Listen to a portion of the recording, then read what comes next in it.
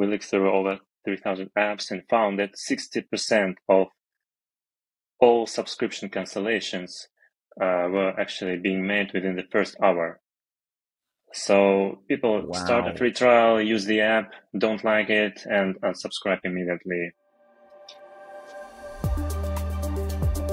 How can you boost subscription app revenue in 2023?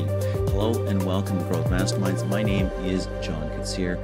Every app publisher wants subscription revenue, right? Obviously, automated monthly payments, no more complete dependence on in-app purchases. You don't have to rely on ads all the time. It's super sweet, but it's also hard, extremely hard, especially right now.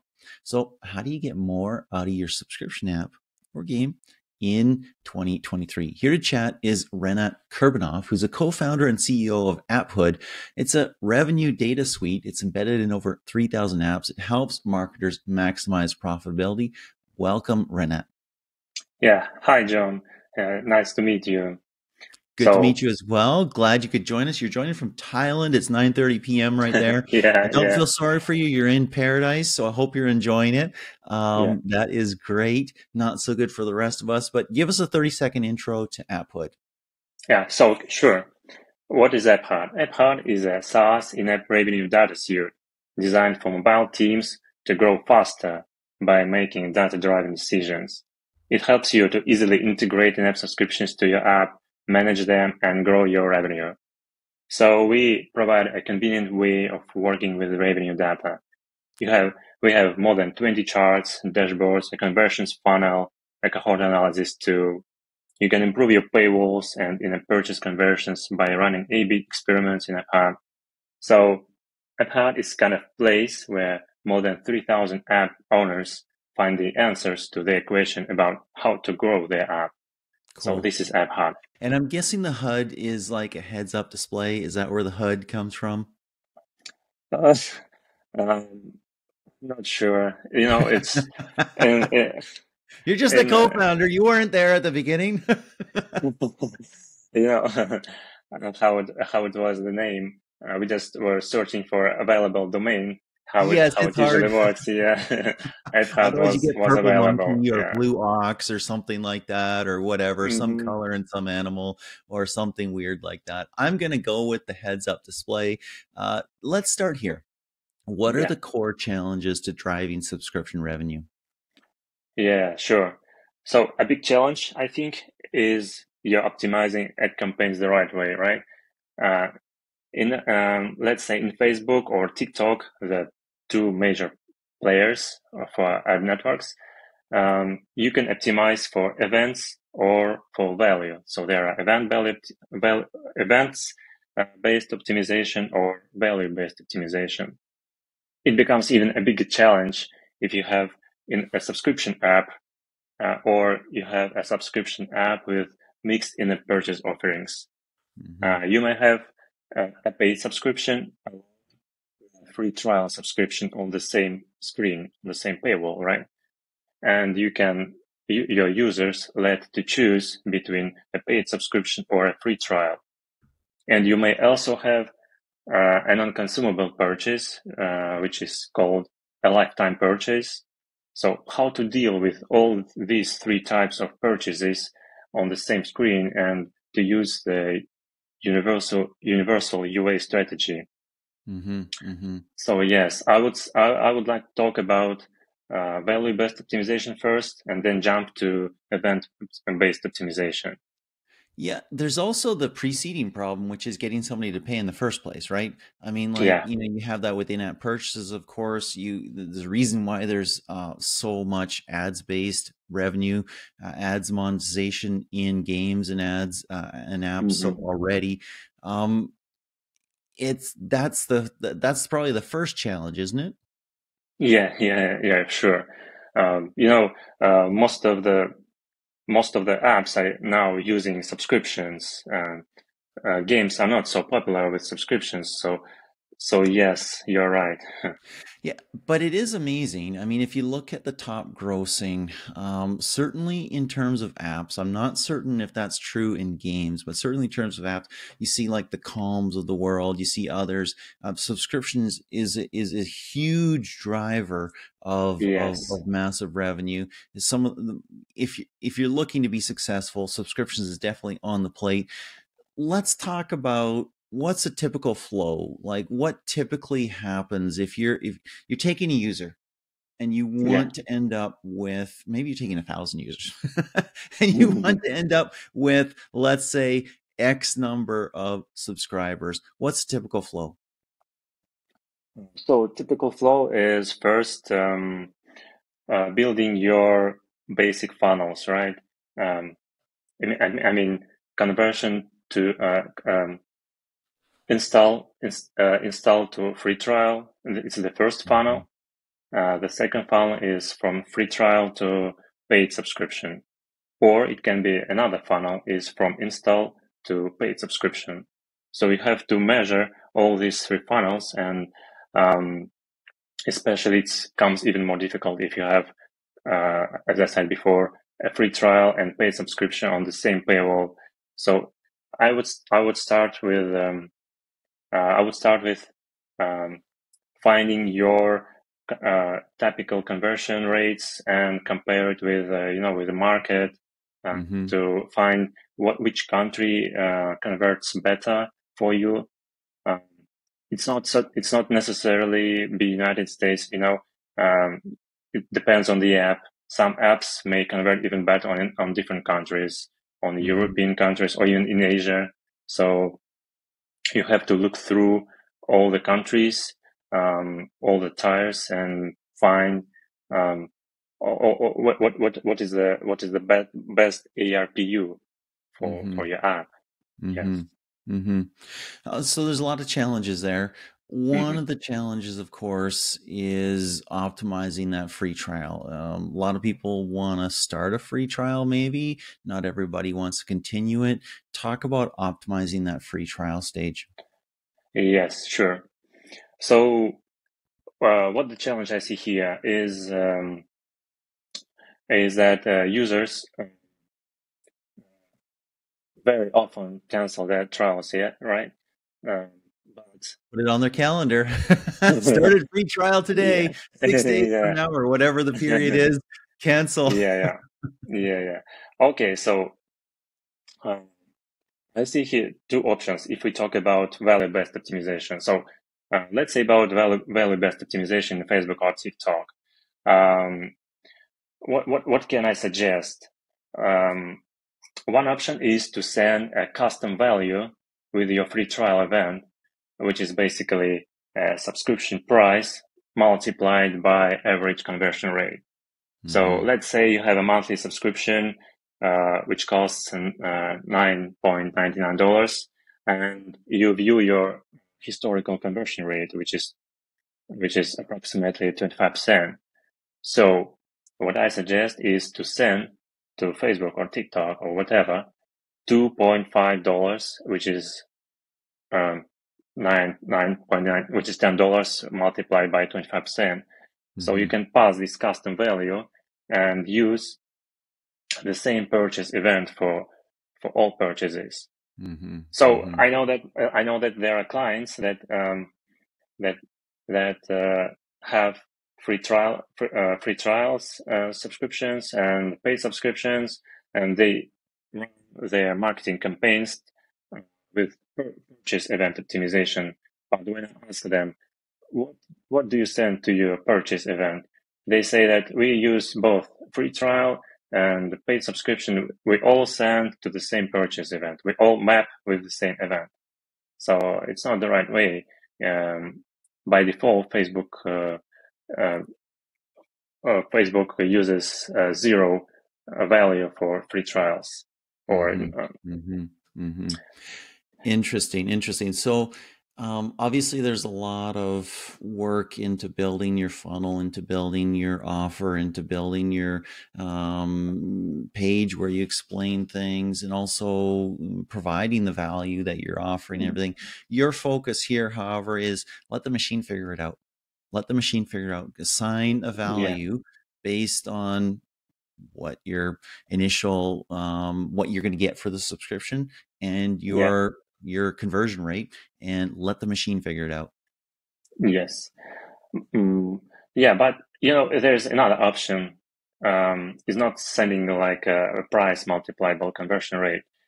You can also send your lifetime value as a custom value to your free trial events. So it will be like sending a custom value to free trial events or to paid subscriptions to then optimize for a value. But it's kind of risky because That was the word that came to mind. yeah, because it's experimental. But I know that some of our major clients are using this value-based optimization very actively and successfully. So I would not recommend it to start with this. I would recommend it to try more, to try a new experiment. If you already have successful campaigns, you can try value-based optimization with custom values. I think that makes a ton of sense. Absolutely. If you try based on your initial starting month value or something like that, right? Way less risky than on your LTV, which is going to be a significantly higher number. Talk about that auto renew and what that looks like. How can you optimize the number of people who don't cancel the subscription? Yeah. So, as I said before, a lot of people cancel free trials in the first session. We recently made a research available to public based on our data. We looked through over 3,000 apps and found that 60% of all subscription cancellations were actually being made within the first hour. So people start a free trial, use the app, don't like it, and unsubscribe immediately. However, you already recorded this event, right? Facebook already learns on this event. You don't want such temporary subscribers to be targeted on, right? Yeah. So, what can be done here? Of course, you should try to get rid of such audience. So I suggest sending to Facebook or TikTok a custom event called, let's say, trial active event, which we actually track and send if you use Apphud, of course. So how it works, it's just tracks your subscription, and if it's active within 1 hour and it's not canceled, then you can send increased value to your scale network. However, of course, there's some downsides of this that we can talk about. Before we dive into that, talk about what's going on when somebody cancels a subscription within 1 hour. You said, was it 60% of people cancel a subscription within 1 hour? Yeah, 60% of people who ever canceled subscription manually, they cancel within 1 hour. Yeah. People who cancel, they do it within the first hour. What's your sense of what's happening there? Are they trying the app? Are they getting some initial value, the initial value they want, and then saying, okay, I'm out of here? Are they just trying the app and saying, nope, don't like it at all, and getting out? What do you think is happening there? Most people just don't find the value, but not all, because we have actually a feature called win back subscribers. And I know that it is possible to get back 10% of such users by providing even those people that cancel within the first hour. Yes, exactly. Wow. So if a person cancels subscription, for example, we can send him a push notification immediately with an offer like, hey, please don't go. Here's more free trial for you. Here's one month free trial or a discount for you. So you can win back. up to 10% in the revenue. So not all of these people unsubscribe and leave forever. Yes, yes, good. Now, you said there was a downside potentially about sending that event to either Facebook or TikTok or some other ad network when a free trial hasn't been canceled, when it's active. What's the downside there? Yeah. So the first downside is, so when you try to target people who are not likely to cancel your subscription immediately, you may get a higher CPM. Yeah. Every time you create a smaller audience with some filters, you get an increased CPM, which results in a higher acquisition cost. Mm-hmm. So on one side of the scale is a better targeting, and on the other side of the scale is a lower CPM.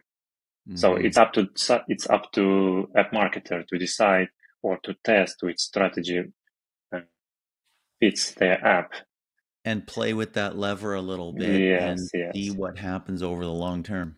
Yeah, and another major downside is that a subscriber must launch the app again while trial is still on, which sometimes just don't happen.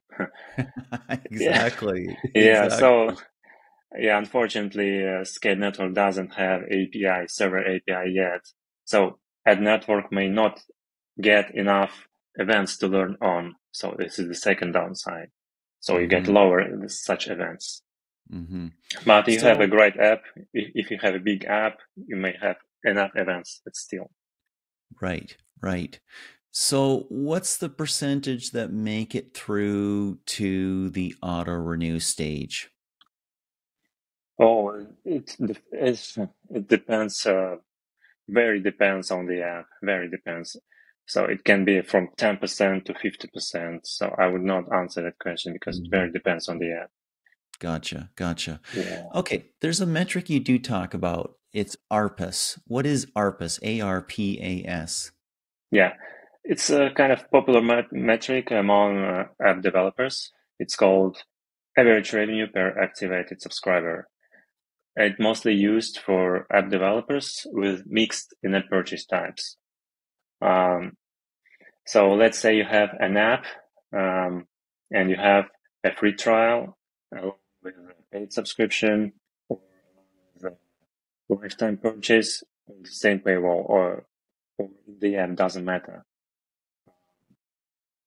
To calculate ARPS, you can divide total revenue generated by all your subscribers by the number of any activated subscribers, including those who canceled free trial. So it can be useful for bidding decisions. Let's say you have an ad campaign for purchase event optimization, and you map both your free trial and paid subscription events to this purchase event. So your cost per result, which is actually cost per action CPA, is a value which shows you how much a free trial or a paid subscription costs. So it's basically a cost per activated subscription. In Apphud, we have such chart, which called ARPAS chart. So you can compare ARPAS with your CPA. So even if a user just made a free trial and canceled immediately, it will still be counted. It's kind of very similar to ARPU, but including those free trial users. It's interesting that those who cancel a free trial are still counted as an activated subscriber. Yes. Because, as I said, some app developers just don't care about mapping different type of events. Whenever a user starts a free trial or paid subscription, both events are mapped with purchase. So, and sent to Facebook or TikTok, whatever, as purchase event. So, and you have a net campaign with purchase event optimization.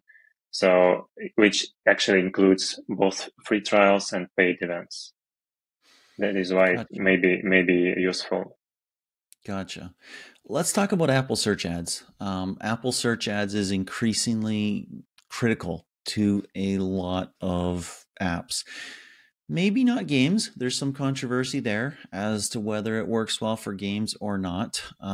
But it's definitely working well for a lot of apps, and it's a core part of their marketing and advertising campaigns. How do you optimize subscription revenue via ASA? Yeah. Actually, optimizing ASA is easier than other ad networks. Just because it works outside outside of ATT. You don't have Yes. to wait 3 days to get the user's purchase being attributed by the keyword. Attribution is in real time, like the old days. It's still The good old days. yeah, the good old days. So advantage is that with Apphud you can use all 20 plus charts with the full support of Apple Search Ads and use cohort analysis, of course. Mm-hmm. So cohort analysis is very useful, especially if your app is very dependent on renewals. I know that some kind of apps even very dependent on not only monthly but even for yearly renewals. So in this case, you will need customer lifetime value chart with not like 180% window, but with more than 365 days window to view yearly renewals. And if you have a free trial more than 3 days, for example, 7-day free trial, it gets even more complicated. You don't want to wait 7 days until your free trial converts or not. You just run your ASA campaigns and use cohort analysis tool to view your total proceeds among keywords. Mm-hmm. Mm-hmm. Yeah, and a big percentage of in a purchase actually is being made not in the first session. If your app is this app which which is dependent on users who make purchases on the second or third whatever session, you need of course you need a cohort analysis tool indeed. Yeah, it's no surprise that most in-app purchases are not made on the first session. I'm pretty sure the game in which I think I've spent like $500 over the past 6 months, I didn't spend a dime till I had probably had it on my phone for a year before I spent a dime on it. So I was a lost cause to those marketers, and somehow I reignited. The same applies to apps for some apps. Yeah, absolutely. Never give up. Never give up. Yeah. Cool. So let's go big picture again. Are you seeing signs of increasing subscription fatigue? Everybody's pushing a subscription. Everybody has, something special in their game, something special in their app. Some apps are pretty much fully subscription. I mean, Apple requires them to have some value before asking for a subscription, but in some apps, it's extremely thin. Are you seeing more subscription fatigue? No, I don't see. I see that it's still very popular. Everybody's using subscriptions. I see that people are trying more than 3 days free trials. I see often that it's become even more popular, 7-day free trial, even 1 month free trial. And I see that in some apps, it has even more conversion rate, bigger conversion rate if you have a 7-day free trial or month free trial. And I see that weekly subscription are getting less popular. Interesting. Yeah, I found this based on our data with almost 3,000 apps. Yeah, so most people just use yearly subscription. Yearly subscription is the most popular for revenue. Let's get totally personal. Didn't even prep you on this question. How many subscriptions do you have personally for apps on your phone? I would say about 5, maybe the most popular. the Apple's ecosystem. Yes. And like some major like Netflix or whatever, and Apple Music, and I have an app called like a widget app, which I bought recently. It's kind of just entertainment. A what kind of app? Sorry. A widget app. Okay. Did you play Tamagotchi? It was No, I very never popular. played Tamagotchi. It was very popular like 20 Yes. years ago. Yeah. So I found an app, which is a Tamagotchi app based on widgets. It's so interesting for me. So I bought subscription. Okay. It's a good thing to eat your own dog food in a sense. If you're helping apps subscribe, build subscription revenue, it's a good thing to be in that, engage in that, and see what that process is like from the end user perspective. It's so much more powerful for me, for instance, to be buying things in an app, in a game, and seeing what that process looks like, feels like, works like, and rather than just talking about it. So that's awesome. Yeah. So you're not seeing any subscription fatigue. Are you seeing it being more challenging to drive subscription revenue in a down economy? Yes, of course. It becomes even more challenging than when iOS 14 was released. Yes. It's harder to get profitable. It's hard to get started. It's harder, it's harder to get started with lower budgets. Like 3-4 years ago, you could start a campaign with $100 and see your results. Now, $100 per day is nothing, because even Apple will not attribute to your installs, your purchases. It will go like with null conversion value. Yeah. So you need more budget to start with. So it's kind of for big players only. Interesting. Hopefully some smaller players can sneak in there as well. Yeah, of course. Yeah. They do it all the times. They find a way always. Excellent. Ren, thank you so much for this time. Yeah, thank you, John.